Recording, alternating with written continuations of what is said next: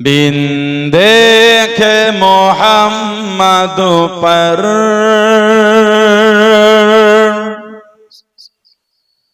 कुर्बान जमाना है।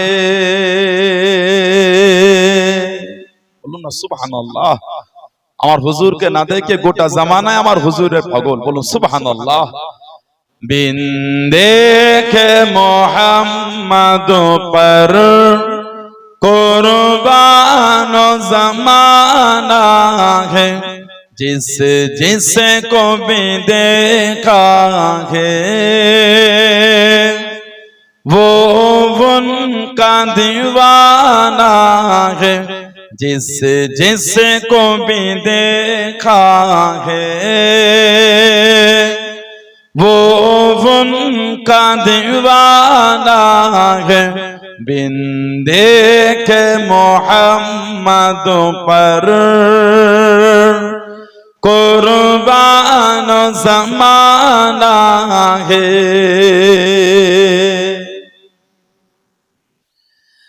रोज़ा के जो आका जन्नत का फोटो कोरा है। रोज़ा के जो आका जन्नत का फोटो कोरा है। हुजरे में तो अम्मा के रहमत का खजाना है। हुजरे में तो अम्मा के रहमत का खजाना है। बिन देखे मोहम्मद पर कुर्बान जमाना है। जिस जिसे को भी देखा है वो उनका दीवाना है। वो दिल से बुलंदी पर पहुंची है मेरी किस्मत।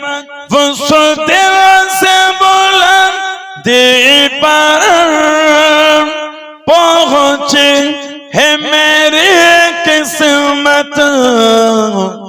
जिस दिन से मोहम्मद का होठों पे तराना है। बोलो ना सुबहानल्लाह। उस दिन से बुलंदी पर पहुंची है मेरी किस्मत। वो दिन থেকে বুলন্দ আলাই আমার দরজা পৌঁছে গেছে কবে?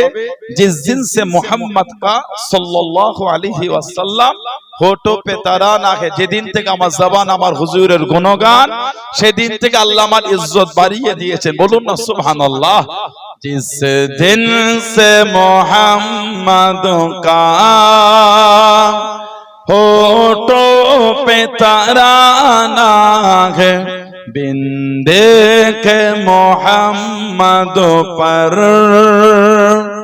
कुर्बान जमाना है। जिस जिसे को भी देखा है वो उनका दीवाना है। महताब हुआ टुकड़े उंगली के इशारे से। महताब हुआ टुकड़े उंगली के इशारे से। हर मोज़िज़ा आला है अंदाज सुहाना है। हर मोज़िज़ा आला है अंदाज सुहाना है। बिन देखे मोहम्मद पर कुर्बान जमाना है। जिस जिसको भी देखा है वो उनका दीवाना है। अल्लाहुम्मा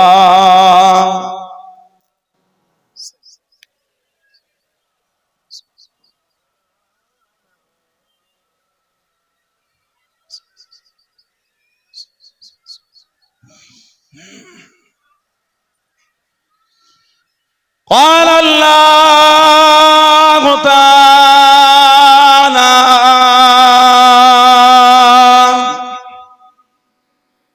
في كلام المزيد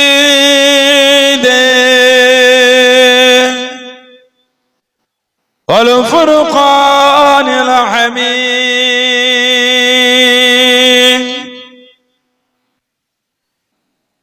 يا أيها الذين آمنوا لا ترفعوا أصواتكم فوق صوت النبي ولا تجهر له بالقول كجهر بعضكم لبعض أن تهبط أعمالكم وأنتم لا تشعرون قال رسول الله صلى الله عليه وسلم من كذب علي متعمدا فليتبوأ مقعده من النار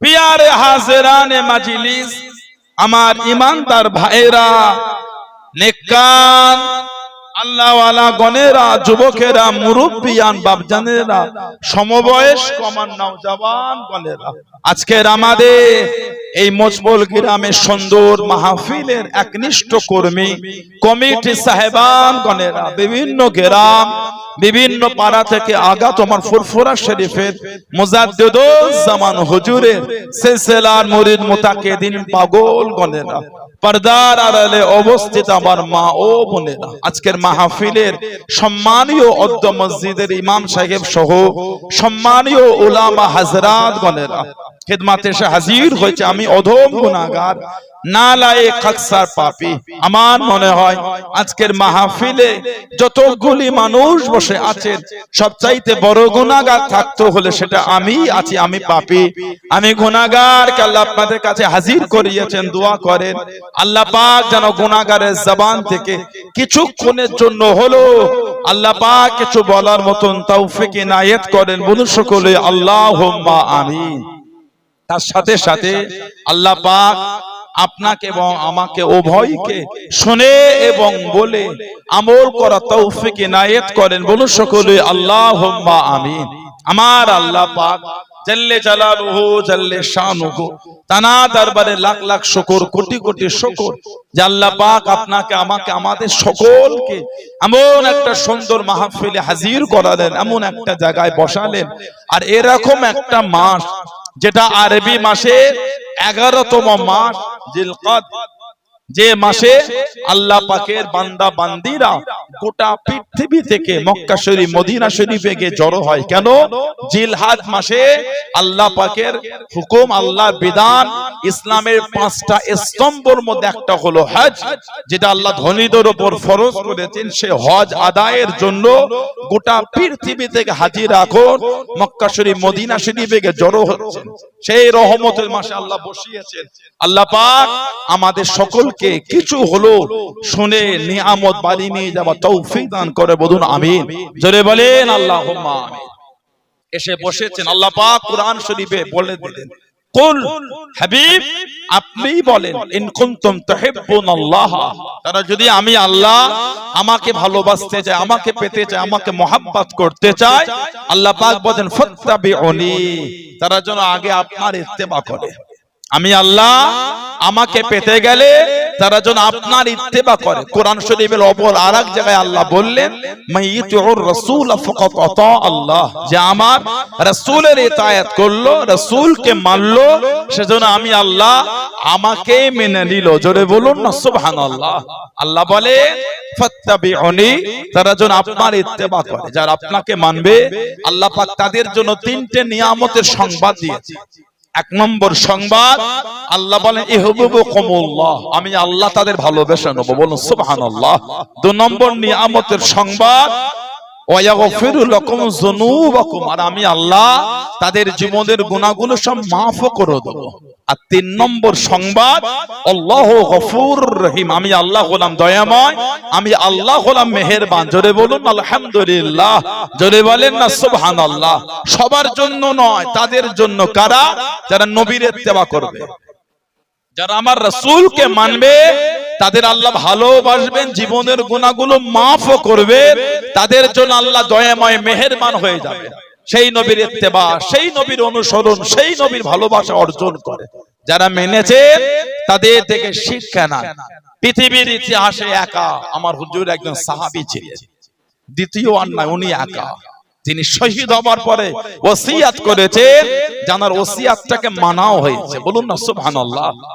মাইয়িতের ওসিয়াত মানাটা হলো ওয়াজিব। আল্লাহ নবী বলে মাইয়িত যে ওসিয়াত করে যায়, মাইয়িতের ওসিয়াতকে তোমরা পালন করো। এই যে মাইয়িত ওসিয়াত করে, ওটা ইন্তেকালের আগে না পরে? ইন্তেকালের আগে। পরে করবেন কি করে? মজবুল এলাকার মুর্দারা কাফন পরে কথা বলে নাকি? তাহলে ওসিয়াত হবে কি করে? মাইয়েতে আগে, ইন্তেকালের পরে না। কিন্তু উনি পৃথিবীর ইতিহাসে একা শহীদ হবার পরে ওসিয়াত করেছে, ওনার ওসিয়াতটা মানা হয়েছে। নাম আমার হুজুরের সাহাবী হযরতে সাবেদ ইবনে কায়েস রাদিয়াল্লাহু তাআলা আনহু। হযরতে সাবেদ ইবনে কায়েস রাদিয়াল্লাহু তাআলা, কোরআন শরীফ 26 পারা সূরা হুজুরাত 2 নম্বর আয়াত আল্লাহ নাযিল করলেন, ইয়া আইয়ুহাল্লাযীনা আমানু, হে ঈমানদার বিশ্বাসী বান্দা বান্দীরা, লা তারফাউ আসওয়াতাকুম ফাওকা সাওতিন নবী, খবরদার তোমরা আমার হাবিবের সামনে, হাবিবের কাছে, আমার হাবিবের কথার আওয়াজের উপর তোমাদের আওয়াজটাকে জোরে করো না। কিতাব এসেছে মদিনার নবাবী শরীফ যে তৈরি হয়েছিল, যে ইটগুলি পাথরগুলি বসিয়ে বসিয়ে 10 কিলোমিটার 10 মাইল বাইরে নিয়ে গিয়ে ওগুলো কাটা হয়েছিল। কেটে এনেছে, বড় হয়েছে, আবার যে কাটবে আবার 10 মাইল বাইরে নিয়ে গিয়েছে। কেন? আল্লাহ নবী রওজা শরীফের কাছে আওয়াজ করাটাও বিয়াদবি। ওই আয়াত আজও হুজুরের রওজা শরীফের গায়ে লেখা আছে, লা তারফাউ আসওয়াতাকুম ফাওকা সাওতিন নবী, খবরদার তোমরা আমার হাবিবের কাছে, হাবিবের সামনে, হাবিবের কথার আওয়াজের থেকে জোরে কথা বলো না। ওয়ালা তাজহারু লাহু বিল কওলি কাজহরি বা'দিকুম লিবা'দিন, যেমন তোমরা একে অপরের সাথে কথা বলো, ওইভাবে আমার বন্ধুর সাথে কথা বলবে না। কি হবে? আল্লাহ বলেন আনতাহাবাতা আমালুকুম, তোমাদের জীবনের আমলগুলি সব বরবাদ, ধ্বংস হয়ে যাবে। ওয়া আনতুম লা তাশউরুন, তোমরা কিছু বুঝতে পারবে না, আমল ধ্বংস হয়ে যাবে। কেন? যদি বন্ধুর কথার উপর আওয়াজ জোরে হয়ে যায়। সাবেদ ইবনে কায়েস, যিনি আল্লাহর নবীর দরবার থেকে উঠে চলে গেছেন, কে? সাবেদ ইবনে কায়েস। আল্লাহ নবী হিজরত করে মদিনা শরীফে গেলেন।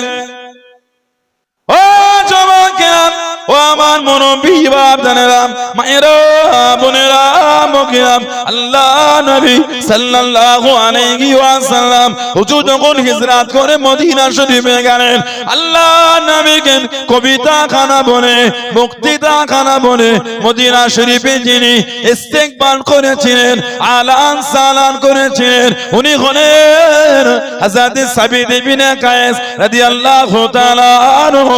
আল্লাহ নবী হিজরত করে মদিনা শরীফে গিয়ে মদিনা শরীফে ঢোকেন নাই, বাইরে কিছুদিন রয়ে গেলেন। আল্লাহ নবী একটা মসজিদ তৈরি করলেন, যে মসজিদটা হলো মসজিদে কুবা। আল্লাহ নবী জানিয়ে দিলেন, ও মামাসারা, যে ব্যক্তি মসজিদে কুবাতে 2 রাকাত নামাজ পড়বেন, আল্লাহ রাব্বুল আলামিন ওই ব্যক্তির নামায় আমালে একটা কবুল উমরার সওয়াব লিখে দেবেন। জনে বলুন সুবহান। মসজিদে কুবায় যে ব্যক্তি 2 রাকাত নামাজ পড়বে, আল্লাহ তার নামায় আমালে উমরার সওয়াব লিখে দেবেন। বলুন সুবহানাল্লাহ। আল্লাহ আমাদের সকলকে এই মসজিদে কম করে হলো 2 রাকাত নামাজ পড়ার তৌফিক দাও, বলেন আমিন। জোরে বলেন আল্লাহুম্মা। হুজুর হিজরত করে ওই মসজিদটা আগে করেছিলেন কুবা নামক জায়গায়, নাম হয়ে গেল মসজিদে কুবা। হুজুর মদিনা শরীফে এলে কবিতার বক্তৃতা দিয়ে হুজুরকে ইস্তেকবাল করেছিলেন।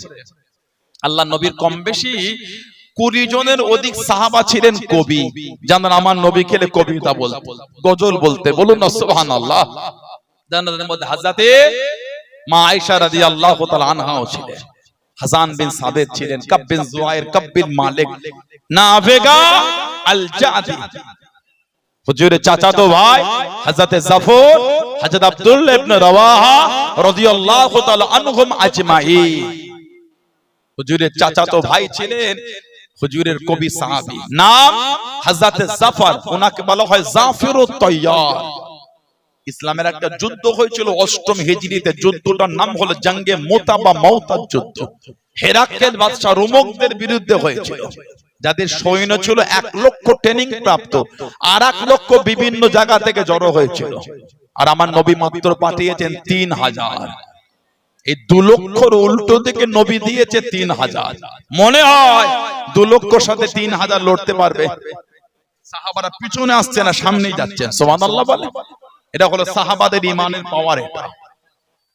এটা হলো সাহাবাদের ঈমানের পাওয়ার। আমাদের ঈমানের পাওয়ার হবে কি করে বলেন তো? নামাজই পড়ি না তো আমরা। আমাদের বাড়ির ভাইগুলি, আমাদের বাড়ির কিছু মুরব্বী, আমাদের বাড়ির বোন, আমাদের বাড়ির মা নামাজই পড়ে। নামাজ না পড়লে আল্লাহ আল্লাহ রাসূলের প্রেমটা অন্তরে মজবুত হবে কি করে? নামাজটাই তো ভালোবাসা। প্রেম না থাকলে ঠান্ডায় কেঁপে কেঁপে ফজরে ওযু করে নামাজ পড়তে যেত না। ভালোবাসা আছে বলেই ছুটে। সুবহানাল্লাহ বলে। প্রেম না হলে বর্ষায় ভিজতে ভিজতে মসজিদে আসতো না। প্রেম আছে বলেই ছুটছে। আজকে আল্লাহ আল্লাহ রাসূলের ভালোবাসা আছে বলেই তো বসে আছে। ধনী মানুষ, কোটিপতি, অর্থশালী মানুষ ওই ধুলোওয়ালা চটে বসে আছে। আপনাদের এই মোচপোল এলাকায় বিয়ে শাদী হলে চট বিছিয়ে খেতে দেয়? মনে হয় আপনাদের বসবে বলে চট বিছিয়ে খেতে দিলে কেউ বসবে না। 5 হাঁড়ি রান্না করলে 7 হাঁড়ি ভাত বেঁচে যাবে। কোন বিয়েতে যদি 5 হাঁড়ি রান্না হয়, ওই বিয়েতে 7 হাঁড়ি ভাত বেঁচে যাবে যদি চটে বসে খেতে দেয়। মানে 2 হাঁড়ি এক্সট্রা বাঁচবে। কোথা থেকে এলো? ওই বাড়ি বাড়ি থেকে দিয়ে যাবে। তোর বাড়ির বিয়ে বাড়ির খানা খেলাম না, আমার বাড়িটাও তোকে দিয়ে গেলাম। কেউ চটে বসে খাবে না। আজকে কিন্তু কাউকে বলতেও হয় না। ধুলোওয়ালা চট, ধনীটাও এসে বসে গেল। কেন? আল্লাহ আল্লাহ রাসূলের মুহাব্বত আমাদের করে টাকা পয়সা অর্থ সব ভুলিয়ে দিয়েছে। সুবহানাল্লাহ বলে। প্রেম না হলে এটা হতো না। প্রেম আছে বলে এসে বসে পড়েছে, লজ্জাও লাগে না। বিয়ে বাড়িতে যখন ধনী লোকটা যায়, ওই বিয়ে বাড়ি যাদের বাড়িতে হচ্ছে ওই বাড়িওয়ালা 3 বার হাত ধরে খোসামতি করছে, ভাই খেয়ে নাও না ভাই। বসছি, একটু পরে বসছি, একটু ঘুরি না, একটু খেয়ে নে না ভাই, খালি আছে। আরে ভাই বসছি রে, পরে বসছি। বলছি না ভুল বলছি? এই 3-4 বার খোসামতির পরে ধরে ধরে এনে চেয়ারে বসে তখন ধনী লোকটাকে, তারপরে বসেছে। আজকে কেন ধনী লোকটাকে বলতেও হয় না, ঠিক টুকটুক করে বসে গেল। মানে উনি ভুলেই গেছে আমি ধনী। ওনার মনে হচ্ছে আমি তো আল্লাহ আল্লাহ রাসূলের পাগল। জোরে বলুন না সুবহানাল্লাহ। এটাই হলো মুহাব্বত। এটার নাম হলো ভালোবাসা, এটার নাম হলো প্রেম। কম বেশি 2 লক্ষ সৈন্য আমার নবী দিয়েছেন 3000। একটা কিতাব আছে, আমাদের মায়ের আর বোনের একটু চুপ করেন, একটু ওয়াজ করি। আমার বোনের একটু চুপ করেন, মায়েরা চুপ করেন, একটু মেয়েরা কথা বন্ধ করে। এত কথা বললে তো হবে না। এর প্যান্ডেলটা ডিসটেন্সে করলে ভালো। থাক, আপনাদের উঠতে হবে না। এর প্যান্ডেলটা ডিসটেন্সে করলে ভালো হতো একটুখানি। জায়গাও না, একটু দূরত্ব করবেন কি করে? থাক, মেয়েরা কথা বন্ধ করে, অস শুনতে হয়। ভালোবাসা দুটো অস শুনে চুপ করে বসেন। অত কথা গুনাহ হবে তো। এখানে বেগানা পুরুষ গুনাহ আছে, জোরে জোরে কথা বলছেন, গুনাহ হবে না? মেয়েদের হাতের চুরির আওয়াজটা বাইরে গেলে গুনাহ। আলেম আছে বলুন, ভুল হলে বলুন, আমি কান ধরে মাপ চেয়ে নিচ্ছি যে আপনাদের পার, আমি বলে দিচ্ছি ওটাই হয়ে যাবে। মেয়েরা চুপ করে বসে। একটা কিতাব আছে, আল্লামা হাফেজ ইবনে কাসির রাহমাতুল্লাহ লিখেছে আল বিদায়া ওয়ান নিহায়া। আল্লামা হাফেজ ইবনে কাসির রাহমাতুল্লাহ আল বিদায়া ওয়ান নিহায়া বলে কিতাবে লিখেছে, সাহাবাদের একটা দল আল্লাহর দ্বীনে ঝান্ডা তুলতে তুলতে এগিয়ে গেলে। সাহাবাদের দল গিয়ে পৌঁছে গেল দরিয়ায়ে দাজলা, যেটাকে টাইগ্রিস বলা হয়। যেটাকে টাইগ্রিস বলা হয়। চেঙ্গিস খান, হালাকু খান নাম শুনেছেন আপনারা? এত মুসলমানকে শহীদ করেছে। চেঙ্গিস খান, হালাকু খান এত মুসলমানকে শহীদ করেছে। এদের অত্যাচারে ইরাকের জমিনে মুসলমান মাটি খুঁড়ে তলায় আন্ডারগ্রাউন্ড করে লুকিয়ে গিয়েছিল।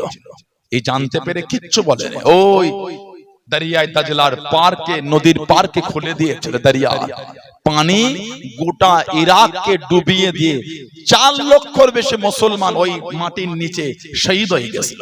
ইন্না লিল্লাহি ওয়া ইন্না ইলাইহি রাজিউন। 4 লক্ষের বেশি মুসলমান। চেঙ্গিস খান, হালাকু খান এই জাহান্নামী গুলি কম কষ্ট ইসলামকে দেয় না, আমার রাসূলের পাগলগুলোকে কম দুঃখ দেয় না। সাহাবারা যায় দরিয়ায় দাজলার কিনারায়, বোট নাই, নৌকা নাই, কিচ্ছু নাই যে পার হবে। সাহাবাদের মধ্যে একটা ইতস্তত ভাব, এই এত পানি, জোয়ার চলছে, পার হয়ে যাব কি করে? হযরত খালিদ বিন ওয়ালিদ আর হযরত সাদ ইবনে আবি ওয়াক্কাস রাদিয়াল্লাহু তাআলাহুমা এই দুজন সাহাবা দাঁড়িয়ে একটা কড়া ভাষণ দিয়ে বলে, হুজুরে সাহাবারা ভয় খাওয়ার কিছু না, যা হবে সামনে, পিছনে যাবার কোনো গল্প হবে না। আমরা দুনিয়ার জন্য বার হয় না, আমরা আল্লাহর দ্বীনের জন্য বার হয়েছি। সুবহানাল্লাহ বলে। যে যার ঘোড়া নিয়ে বিসমিল্লাহ তাওয়াক্কালতু আলাল্লাহ এই পানির উপর নেমে পড়ো। সাহাবার পানির উপর নেমে গেলেন। সাহাবারা বলছে, আল্লাহর কসম, সেদিন আমাদের ওই পানিতে পা ভিজা দূরের কথা, ঘোড়ার পা ভিজা দূরের কথা, ঘোড়ার পায়ের নিচের খড়ম খুর ওটাও সেদিন দরিয়ায় দাজলা টাইগ্রিস নদীর পানিতে ভেজে নাই। জোরে বলা গেল না সুবহানাল্লাহ।